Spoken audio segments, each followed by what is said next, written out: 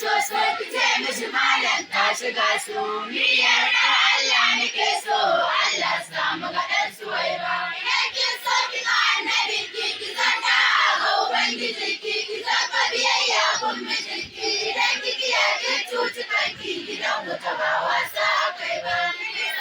Shari magauta ko wani mai sa aika cuta ki bar kuma ɗaukar jita-jita ki daina zuwa yawon makauta inda ba izini a kai ba. Idan ki kiyaye wanga zance ne ladabi ni zani in ce sai in ce kin yi dace Allah ya tsarshe ki kwace shedan bai iya sanya gaba.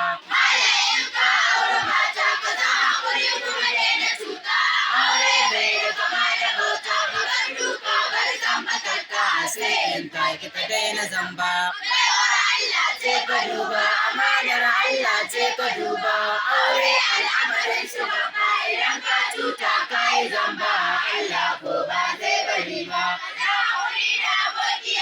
Ka san bin hanyar annabinka ka tsoraci rabba ubangijinka ka san shi ne zai kashe ka akwai ranka shi ba ba ba.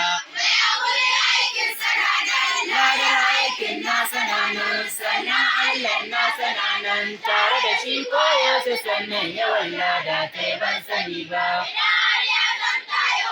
Ka zan yafe mata laifukanta karfafi zancen masu keta ka ce in ni ne zan sakinta rai ne ba hauka ni kai ba. Idan ko ka bi ta zuciyar rai da kun rabu ka koma mazurai sai ka shige layin ka zurai rila sai in ka tara rai in ba Allah ya tsare ba. Domin